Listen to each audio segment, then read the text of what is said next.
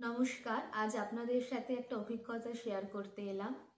আপনারা তো সকলেই ইতিমধ্যে জানেন যে বর্তমানে ক্যালিফোর্নিয়ার লস অ্যাঞ্জেলেস শহরের কি ভয়াবহ পরিস্থিতি।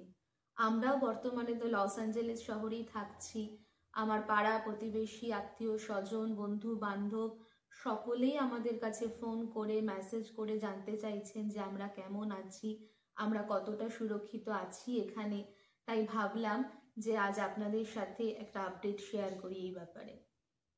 মঙ্গলবার 7ই জানুয়ারি সকাল থেকেই নিউজে আগুনের খবর আমরা দেখতে পাই, কিন্তু বিকেল হতেই এ এক ভয়াবহ আকার ধারণ করে। হাওয়ার গতিবেগ অনেক বেশি থাকার কারণে জঙ্গল থেকে রেসিডেন্সিয়াল এরিয়ায় তা ছড়িয়ে পড়ে। প্রথম সূত্রপাত ঘটে প্যালেসিডস এরিয়াতে।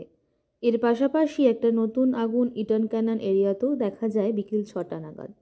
সেটিও ধীরে ধীরে রেসিডেন্সিয়াল এরিয়াতে ছড়িয়ে পড়ে। রাত যত বাড়তে থাকে দাবানলের শিখা জ্বলতে জ্বলতে একের পর এক বাড়ি ধ্বংস করতে থাকে। দেখতে দেখতে একটা পাড়া থেকে আরেকটা পাড়ায় তা ছড়িয়ে পড়ে। একটা গোটা পাড়া ধ্বংস হয়ে যায় নিমিষেই। আমরাও আমাদের বন্ধু বান্ধবদের থেকে খবর পাই ওদের এলাকার কাছাকাছি আগুন পৌঁছে যাবার জন্য ওদের ইভাকুয়েট করা হয়েছে। এই এলাকার হসপিটাল থেকেও রোগীদেরকে অন্য জায়গায় শিফট করা হচ্ছিল। সেই রাতটা আমাদের জন্য ছিল এক বিভীষিকাময় রাত। এক মুহূর্ত চোখের পাতা এক করা সম্ভব হয়ে ওঠেনি। সেই রাতে আমাদের এলাকাতেও হাওয়া চলছিল প্রবল। সেই প্রবল আতঙ্কের মধ্যেই সেই রাতটা আমাদের কেটেছিল। প্রতি মুহূর্তেই মনে হচ্ছিল আমাদের কাছেও ইভাকুয়েট অ্যালার্ট আসতেই পারে। তাই আমরাও আমাদের প্রয়োজনীয় জিনিসপত্র সেই রাতেই গুছিয়ে রেখেছিলাম। সারা সপ্তাহ ধরেই এই আগুন লস অ্যাঞ্জেলেসের বিভিন্ন জায়গায় দেখা যায়। Palisades fire, Sunset fire, Eaton fire, Hurst fire, এই সব জায়গাগুলোর আজ ভয়াবহ পরিস্থিতি।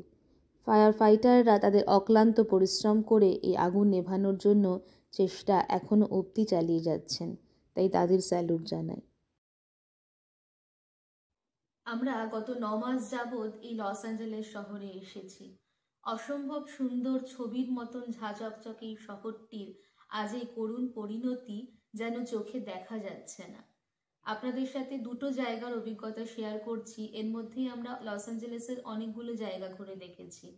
কিছুদিন আগেই 1 জানুয়ারিতে আমরা গিয়েছিলাম প্যাসাডিনা শহরের রোজ প্যারেড দেখতে। এখানকার বিখ্যাত রোজ প্যারেড, সেই জায়গাগুলোর অবস্থাও আজ ভয়াবহ।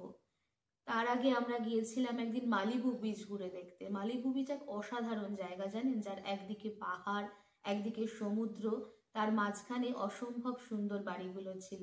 আজ সেই বাড়িগুলো আজ কিছুই নেই। ভাবলেই যেরকম গাটা শিউরে উঠছে। আমরা যখন মালিবু বিচ গেছিলাম সেই সময়কার একটি ভিডিও ক্লিপ শেয়ার করলাম আপনাদের সাথে।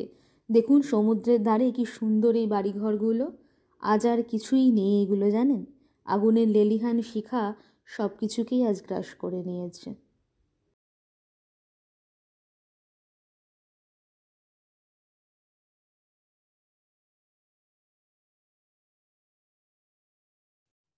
ভগবানের আশীর্বাদে, সকলের ভালোবাসায় আমরা এখনো অবধি সুরক্ষিত আছি, এখানে ভালো আছি। তবে বিপদ যে সম্পূর্ণ কেটে উঠেছে তা নয়, কারণ কি এখনো অনেক অনেক জায়গায় আগুন ক্রমশ জ্বলছে। তাই এই ভয়াবহ পরিস্থিতি থেকে এই শহর যেন বেরিয়ে আসতে পারে, পুনরায় নিজের রূপে ফিরে যেতে পারে। আপনারা সকলে প্রার্থনা করুন যেন আবার সবকিছু ভালো হয়ে যায়, আগের মতন হয়ে যায়। নমস্কার।